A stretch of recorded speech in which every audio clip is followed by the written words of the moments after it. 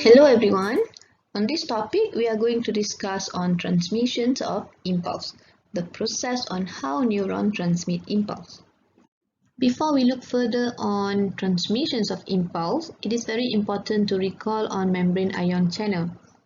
Two types of transport protein that carried out facilitated diffusions are carrier protein or a transport protein and channel protein. Channel protein can be non-gated or gated channel. So non-gated channel, they have no gate. It is not guarded and always open. So that's why we call as a leak channel. Okay, because the solute and ion can simply pass through this channel down their concentrations gradient. On the other hand, gated channel will open in response to a particular stimulus. Like the first one here, ligand-gated channel will open when chemical or a ligand bind to the receptor.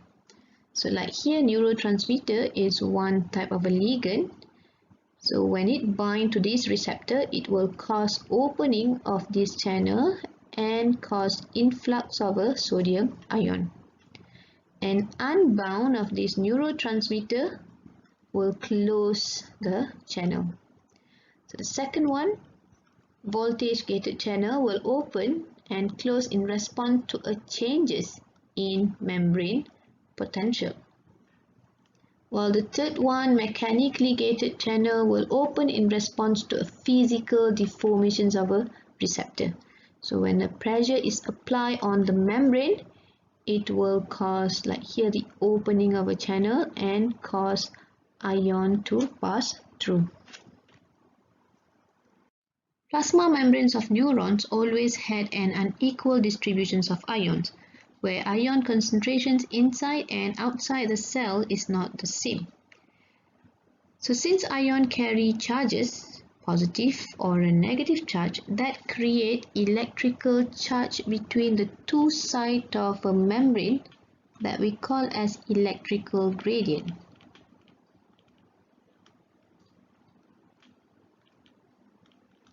So electrical gradient is a potential difference that creates potential energy.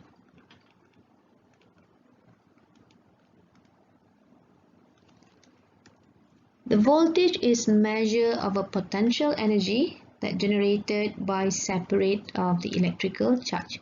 So due to the separations of electrical charges here that create the potential energy, and this can be measured by voltage. It is always measured between 2 points. So imagine taking two electrodes, placing one on the outside while another on the inside of a plasma membrane.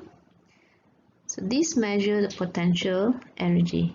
As you can see, in the voltmeter reading here give value of -70 millivolt. So this is the voltage for most of a resting neuron. So resting neuron, they have a membrane potential around -60 to -80 millivolt. So this value of a negative or a -70 millivolt here indicate that inside of the cell is more negative compared to the outside. And this charge difference across plasma membrane is what we call as membrane potential. So here, the resting membrane potential is -70 millivolt. But where does these resting membrane potentials come from? What creates the inside of a neuron is negatively charged compared to the outside. Okay, so let's figure it out. Resting membrane potential is potential difference in a resting neuron. Neuron is resting when it is not transmitting any signals. So now this is a cross section of a neuronal membrane. So represent by this layer of a membrane to show the outside of a neuron and the inside of a neuron. So when neuron at rest, the inside of neuron is negatively charged relative to the outside with around minus 70 millivolt. So minus 70 millivolt here is what we call as a resting membrane potentials, or I simply call as RMP. So what are the factors that create the negative charge inside the neuron? So there are three factors. The first one is the ionic concentrations. There are unequal distributions of ions. Two key ions that play important role in formations of RMP are sodium ions and potassium ions. Each of these ions have their concentrations gradient across plasma membrane. Sodium high outside the cells, while so we have more sodium on the outside than the inside, while potassium concentrations high inside the cell. So we have more potassium inside than the outside. There are also other molecules such as protein, carbohydrates, and nucleic acid that carry net negative charge, which are more abundant inside the cells. So I just represent with the yellow boxes here. So there are too large to diffuse out, thus we call as a fixed anions that carry negative charge. Fixed anions. Okay, so this is what I meant by unequal distributions of ions. So we have more of this fixed anion inside the cells with the negative charge. And second factors are presence of leak ion channel. So on the membrane there are sodium and potassium leak ion channel that allow sodium and potassium to pass through. So because it's a leak channel, so it always opens. It allows leaking of the ions. So sodium leak channel allows sodium to leak inside of the cells. This is due to the high concentrations on the outside. So I just draw here the concentrations for sodium, the gradient concentrations. It's high on the outside and low in the inside. So sodiums are going to diffuse into the cells. While for potassium leak channel, this allows potassium to leak outside of the cells. Okay, because potassium concentrations gradient for potassium, they high in the inside and low on the outside. Okay, so this is a concentrations gradient. So that's why the neurons we also call as they have the electrochemical gradient, the electrical and also the chemical gradient, which is these concentrations of ion. And the number of potassium leak channel is more numerous than sodium.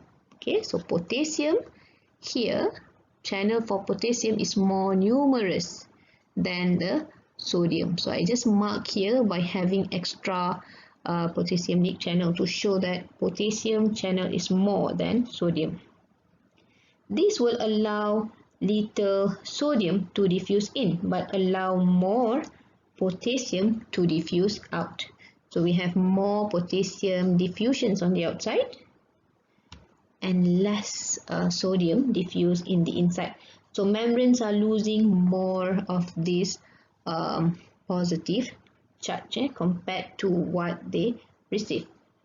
Okay, so this leaving an excess negative charge inside the membrane. And this buildup of negative charge inside neuron is a major source that create this negatively charged inside the neuron. And the third factors are presence of sodium potassium pump. Okay, so this pump actively pump out 3 potassium ion. Okay, pump out 3 potassium ion for every pump out 3 sodium ion for every 2 potassium ion that is pumped in. Okay, so sodium potassium ions here are going to pump out 3 sodium for every 2 potassium that pumping in. So as you can see, this pump also pump out more positive charge compared to taking in potassium. So these are the three factors that maintain resting membrane potential that make inside of the cells negative 70 millivolt when neuron is at rest. And also note that there are on the membranes, there are also sodium, presence of a sodium and potassium voltage gated channel. Okay, so voltage gated channel means it will only activated when there is a difference in this voltage. So now as the neuron maintained at minus 70, so it is an inactivate.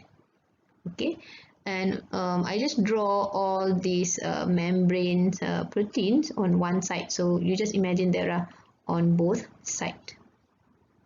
So now what happens if there is a changes in these resting membrane potentials? So we will look at the next slide. Neurons use changes in their membrane potential as signal to receive, integrate and send information. So we have looked just now, the resting membrane potential is around minus 70 millivolt across the neuron with a negative charge inside of a neuron. So when neuron respond to a stimulus, these membrane potentials are going to change. And the changes in the membrane potentials here can be produced by anything that alter ion concentration. So ion, the concentrations of ion is different inside and outside. So if a stimulus alter these concentrations of ion, that will change the membrane potentials. And another one, anything that change membrane permeability to an ion, which is anything that change rate of diffusions, okay, to any of the ion.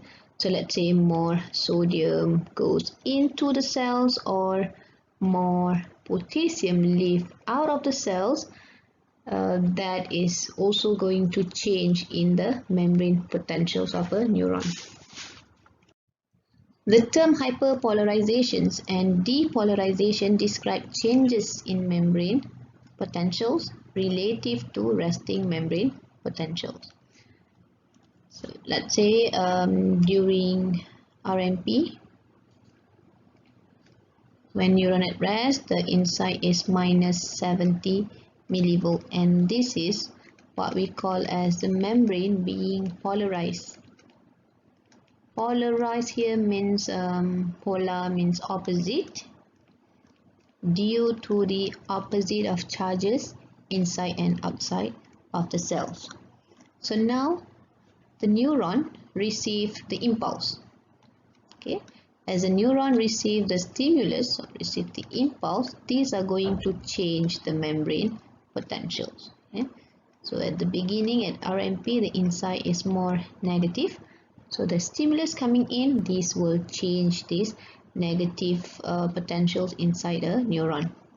Hyperpolarization is increase in the membrane potentials. Increase membrane potentials where the inside of the membrane become more negative. So polar having negative 70, increase the membrane potentials. Hyperpolarizations. Hyper means beyond. So it goes beyond of this negatively charged. So the inside here become more negative. So let's take one value, minus 90 millivolt, where the inside of the neuron become more negative due to the coming stimulus. So what do you think might be the factor that make the inside of a neuron become more negative? So this might be due to the result of outflow of the positive ions. So the positive ions going out of the cells, or can be due to the inflow of negative ions. Okay, so negative ions are coming in, or can be due to losing this positively charged ion, so that caused this inside of the ion become more and more negative compared to the RMP. So that's why we call as a hyperpolarization. So what about depolarization? Depolarization decrease membrane potentials. So membrane potentials is the difference with outside and inside. So outside more positive, inside is more negative. So that is the difference. So now depolarizations cause decrease. So these differences are become decreased, that cause inside of a membrane become less negative. Okay, so it reduced the potential.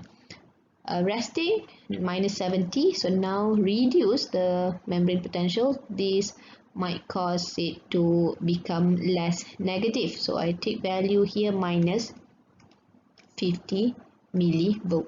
So it become less negative compared to the RMP. So depolarization, D here means reverse.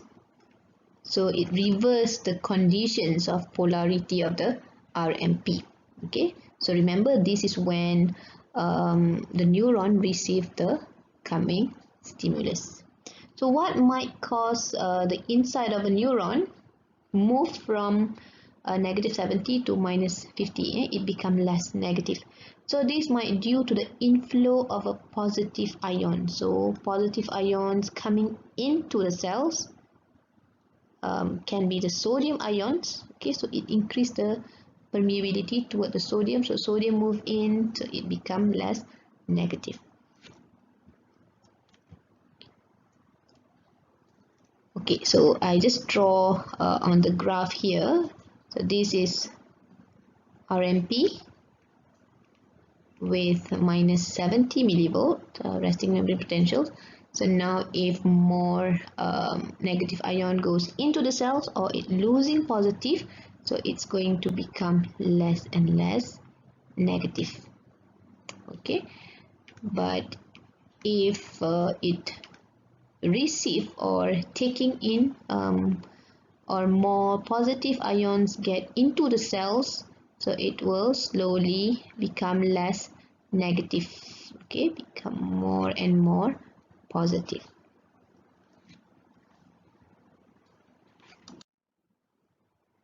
Changes in membrane potentials can produce two types of signal: graded potentials and action potentials. So graded potentials is when the incoming signals operate over a short distance. So the signal, the stimulus coming in, and as it moves along the dendrites and to the soma, and it will decay with time and distant from their sources. So beginning from the large stimulus, and then it will start to decay as it moves across the dendrites and soma. And for graded potentials, graded means the magnitude of the stimulus varies with the strength of a stimulus. So large stimulus will cause greater changes in the membrane potentials. Means if large stimulus coming in, it will cause more changes in the membrane potentials. If low stimulus, the strength of the stimulus is not so big, it will cause small changes on the membrane potential. But for action potential is a long distance signals along the axon. So they have a constant magnitude and regenerate in adjacent regions of the membranes, and it is generated only in the axon. So graded again, it's generated in the dendrites and also in the soma. So once it reaches the soma, if the stimulus is the magnitude of the stimulus is small, the strength, so it will just decay as it moves across the soma and it will not reach to the axon. But if the stimulus is big enough to as it moves across here and reach to the axon helix, it will then trigger action potentials. that will generate along the axon to the synaptic cleft. So in many neuron transitions from graded, so normally the graded generated in dendrite and soma. Okay, so this is generations of a graded potential. Okay, and the transitions from graded to action potential take place at axon hillock here. So the stimulus is big enough to reach to the axon hillock, it will then trigger and generate action potentials along the axon. Now let's summarize again changing in the membrane potentials. So resting, when neuron at rest, it becomes negative inside. So now there is a stimulus coming in, and this stimulus increase membrane permeability to potassium. Okay, so the stimulus, there are two. Let's say there are two stimuli received by the dendrites, and it increase membrane permeability to potassium. Okay, which it will increase rate of diffusions for potassium. So what happened? Potassium will move outside of the cells, carry this positive charge, and that will cause RMP to shift or to change to more and move toward the negative potential. So this is what we call as a graded hyperpolarization. Graded because it just generates in the dendrites and into the soma. So let's say if this stimulus is not strong enough that it decay in the soma, then the potential will return back to the RMP. Now another stimuli received by the neuron. At this time, this stimuli change membrane potential to sodium. Okay, it increased the membrane permeability to sodium ion. Okay, two stimuli, and then it is generated the graded potentials in the soma here and increase the rate of diffusion for sodium. That will cause sodium to move into the cells. Carry this positive charge will cause the inside to become less negative. Okay, so it becomes less negative and move toward more positive potential. And again, if the stimulus is not strong enough to reach to the axon hillock, it will then reduce back to the RMP. And another one, if the stimuli is a strong stimuli and it reach to the axon hillock, it will then generate what we call as action potential. Okay, so let's say it also increase the membrane permeability to sodium, and the stimulus is strong enough that it hit to the threshold. So this threshold is a level where the sodium voltage gated channel open, and it will trigger action potentials where these impulses are going to be transmitted along the axon to reach to the synaptic terminal. Okay, and then the impulse will then transfer to the next neuron.